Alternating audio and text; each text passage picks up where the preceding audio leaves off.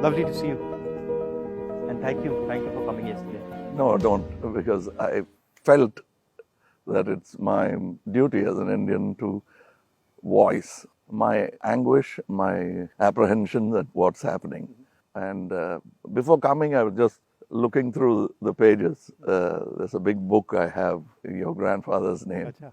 And I was looking through that, and I know these 2,800 kilometers is nothing. You walk through sweat, tears, and blood, literally. And we have seen history happen from the inner circle. I've watched it from the outer circle. So walking with you, if I don't come with you, it's not fair. My nephew's a photographer. So I said, listen, I want to give a little present to my friend Kamal Hassan. And I said, give me a picture, one of your pictures, as a gift to him. So I want you to guess what he came up with. What picture do you think he gave me? I don't know. Come, let's go and see it. Yeah. Oh, it's here. Tells you what Kamal is, right? And so this is what he gave me. What he came up with. Oh. Oh, he shot this? He shot this, and that's for you, because it tells us your approach, your attitude to life, and the fact that you're a great Indian and a great Tamil. Thank you. And we're proud of you. Thank you. It looks nice, huh? Oh, lovely. I'm quite interested in how you see what is going on in India. Of course, an Indian person, but also a Tamil person, because the view from South India often looks very different. It is. Then the view from North I'm India. sure it is the same from Assam or Meghalaya. The same, exactly. At the capital, we forget history, and we are only agitated by the topical or recent happenings. I talk a lot about Gandhiji now. It is not right from the beginning. My father was a congressman, but my environment made me a bitter critic of Gandhiji when I was in my teens. My father did not say, he said, just read history. I think you're talking from today. Yeah, but today matters. This is my question. He's a lawyer, and he didn't argue with me on this case. Around 24, 25, I discovered Gandhiji on my own. And over the years, exponentially, I've become a fan. And that's me, to explain myself. To actually correct yourself and say sorry. That's why I made Hey Ram, Right. a film where I played a parallel assassin, Wow. wanting to kill Gandhiji. And as he goes nearer to the person and the truth, he changes. Yeah. But it's too late. Somebody else does the job that he wanted to do, but he had changed his mind. That's the story of Hey Ram. So you came up with the idea? Yes, that is my way of saying sorry to my Bapu. Excellent. That's quite a sort of sophisticated, intelligent way of looking at the problem. Yeah, because I have to take the onus of all the crimes, including what happened in your family. We let it happen. But I think inside what you're saying is hatred is actually blindness and misunderstanding. Yes, and the worst form of criticism is an assassination. I think that's very cheap. And It's a coward. A coward does that Only, because he has no other way to fight. But that cannot be the answer. So what's your view then of the violence and the hatred that is being spread in the country? I mean, I view it as a consequence of the fear that is being spread in the country. No, this is actually a synthetic, reproduced, manufactured thing. I don't think so, because go into Kerala, more than Tamil Nadu, you will find amity prevails. Unless you doctor it. You can do it from either side. I think there are more sides to it than just Hindu and Muslim.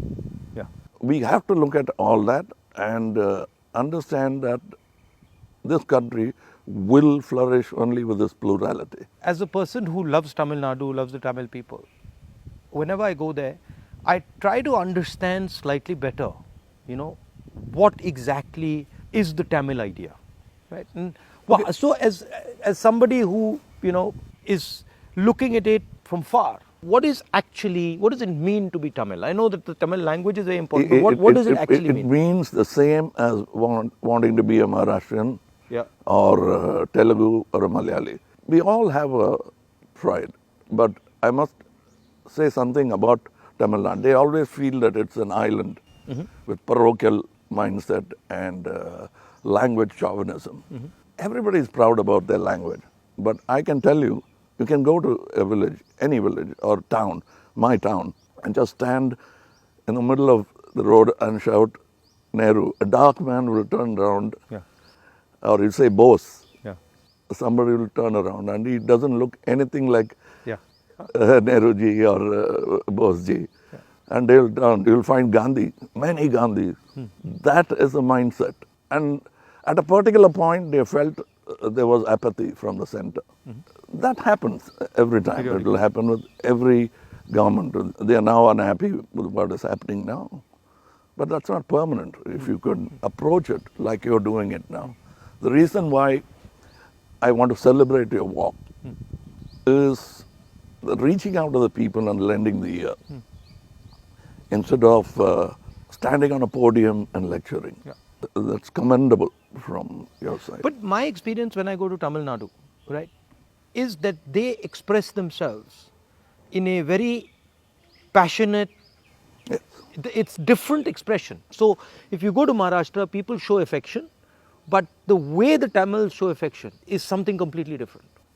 I get that feeling when I go there, and I always wonder, what is that exactly? How does it, why such strong affection or strong expression or so passionate? It's part of the culture. It's a very old culture, and they've seen wars, they've seen battles, they've learned a lot from Jainism, Yeah. Buddhism. It's a mixture of everything. That kind of affection was enjoyed by Kamaraj, Yeah. MGR, all those leaders. They are moved to tears, Yeah. laughter, screaming Yeah. when they see the man of the. I think it's around the country it's like that with variations.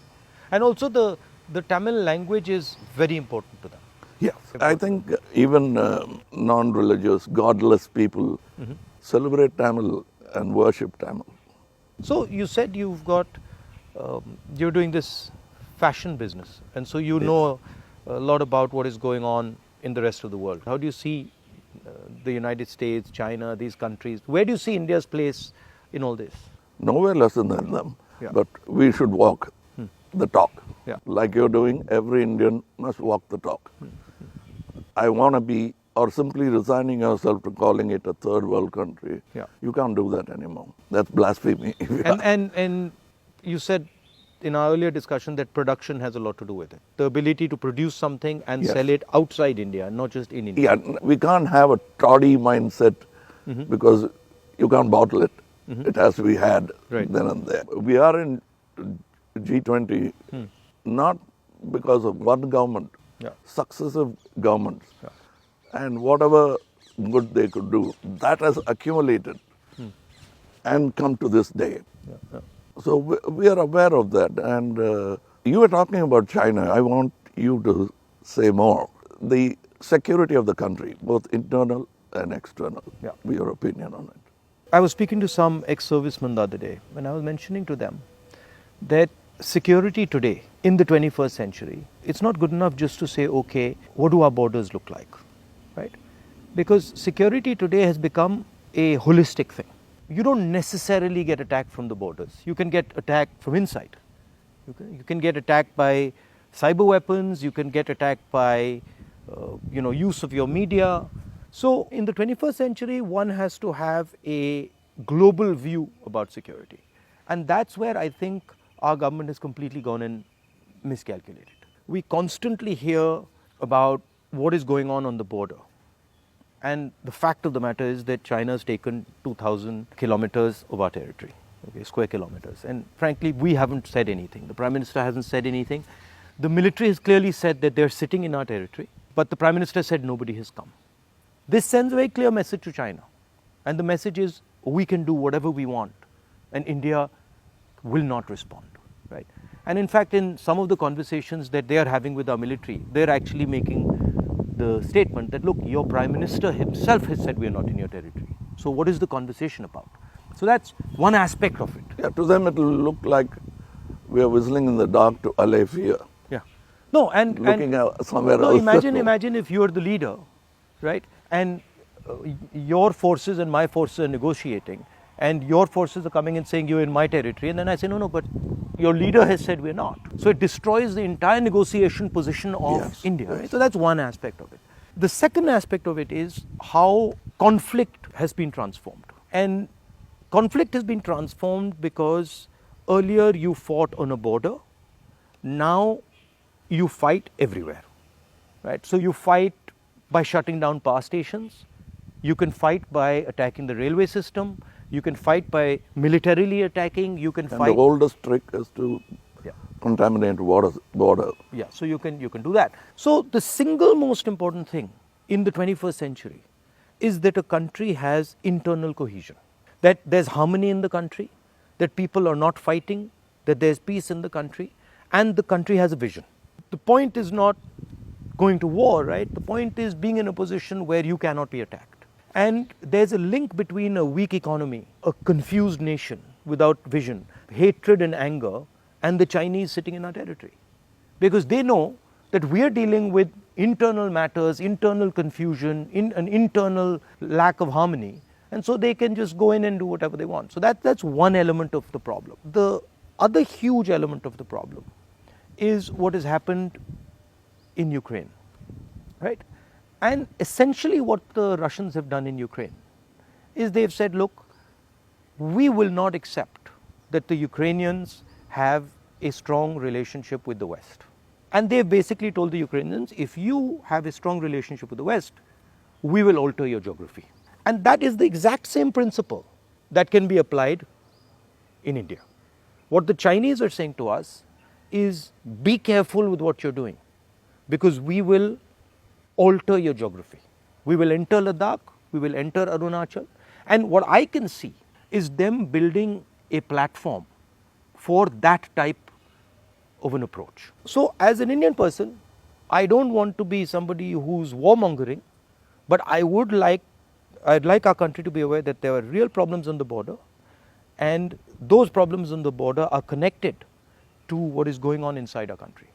When Indian fights Indian, when the economy doesn't work, when there's joblessness, our external opponents can take advantage of that situation. Yeah, so because that's it's broadly an opportune moment Yeah. of distracted. Yeah. So one of the things that we've constantly telling our government is talk about it. If you don't want to talk through the media, at least talk to the opposition. We understand these things. We might be able to help you, advise you, bounce ideas off us, but they just don't listen. So it's the approach that we understand everything. The other aspect of it, which you touched on, is that frankly there's no one who can compete with China. I do not believe that on production, on as far as the economics is concerned, I do not believe that the West can take on the Chinese. I believe that India can take on the Chinese. We have the population. We have the population, we have the people. What do you need to take on the Chinese? You need a young population, you need large numbers of people, you need a large educated base. Compared to China, our population is younger. Exactly, right? And if you see the West, right, and this might be a bit controversial, but they've got too much. They're flabby. They're living in opulence. They live on. They and live, they are outsourced. and they outsource, right? Whereas our people, they know what a struggle is. They understand difficulty. So I think as an Indian person, I see a huge opportunity for India to become like China, the producer of the world, right? And of course, the West has a space which is high-end manufacturing, high technology, etc., which they're very good at. They'll dominate, and we should try and challenge them on that. But I do not think they can compete with China on the large-scale manufacturing, blue-collar work. And I think that's the tragedy, that we are walking on these streets. You walked with us, and all our children are saying we are unemployed, when in fact we could have huge amounts of employment through our agricultural system, through sort of manufacturing. The constant neglect of agriculture is disgruntled many Tamilians. They're voiced, they came here, they didn't even get an audience. India has skills, and it has skills everywhere, right? I always say that the next Satyagraha is the skill set development for India. Right. Because making thousands of lawyers who won't get a job, thousands of engineers Exactly. who won't find a job. Instead, if you develop their skills, they can have their degree but pursue their passion. Instead of me talking about other subjects generally, let me talk about where I come from, the film industry. But the number of training facilities, 200 jobs in a film, and there's no ITI for that. So what it is, right, is actually a disrespect of skills. You will not respect the person's skill and then say, okay, as the nation, how do we empower this person's skills? So I gave you the example of Bellary, right, which is the jeans capital of India.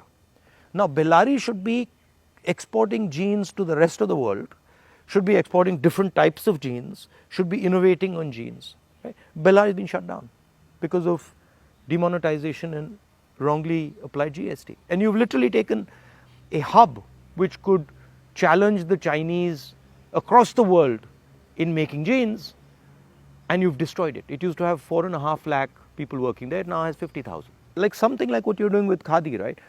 I mean, who would know that that's a Khadi jacket? Nobody. Right. More than the publicity of it, the reach of it. Exactly. And Americans are loving it.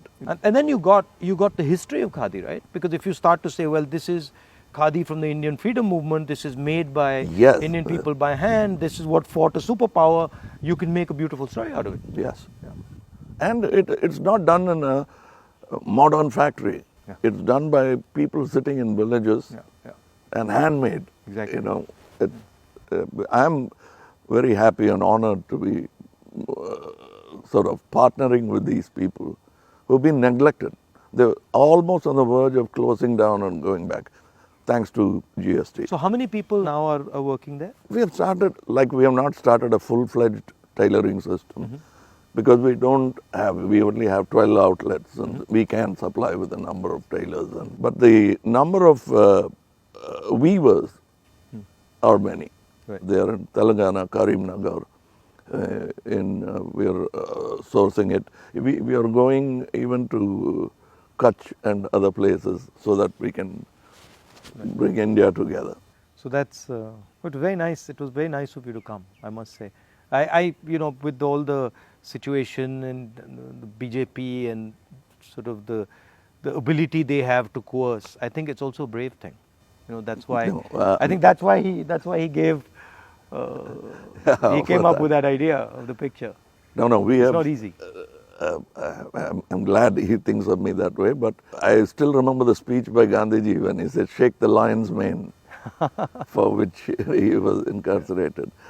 So we have the strength and ability. But I'm happy that you're meeting people, practicing jujitsu, walking miles and miles and miles. It's nice. And because you're doing exactly what Gandhiji did, to understand the nation before fighting for it. No, it's quite a fantastic experience. I remember walking from Tamil Nadu into Kerala. It's completely different. Yeah. And as you said, it's changed, but then it's the same. So there's huge commonality and then there's huge difference. That's the individuality of it. That's the plurality that we should not lose Exactly. at all. Yeah. And I think a lot of what we traditionally have is also the artisan, the small and medium person, the little clusters who have huge skill, but they are sort of hidden away, hidden treasures, so to speak. Yeah, I think it's very important that a government in position should bolster like farmers during the Gaja calamity. For them, after some time, party affiliations don't matter. The calamity that they're facing is The pain is the most important thing. It doesn't matter. And politicians always go and talk about the next election. And their trajectory is towards that, and that they don't like. They can't tend to take their eyes off it. Yeah. Politicians. I find that, and I get criticized a lot. Sometimes where they're like, oh, he's not election centric. I mean, I think of course, one has to fight elections, one has to be in politics, one has to take them seriously. But there's also another role of people. There's a role of bringing people together, of listening, of being affectionate. You know, that role, I think, is a very important role. What we have done through our party is that simply sort of wipe the dust away from the Gram Sabhas and brought it back into, now it's happening because we are attending and now we want to take it into the towns. I think people should participate in politics, not necessarily electoral politics only. Exactly. But they must have a firm say that politicians will have to understand it's not all about number crunching, that they'll have to answer certain things. And people should also feel that I can vent or complain. I can say something, and politicians should also feel that I can take some punishment. You know, he's shouting at me, okay, no problem. I did something wrong. I go and listen to what he's doing, what he's saying. I think that's, you know, people don't like criticism. I think criticism is a good thing. I think we are a very young democracy still, in spite of 75 years. The reminiscence of the monarchy is still in our mind. Yeah. No, that's a profound thing you've said. It's true. It's still, they want loyalty. And politicians who are in power want to somewhere behave like a king. Because it's not too far behind in history that we had princely states. 70 years, yeah. But I think if you look, a lot of sort of our chief ministers and leaders, the approach is that of a king. You know, you're like unilateral decisions.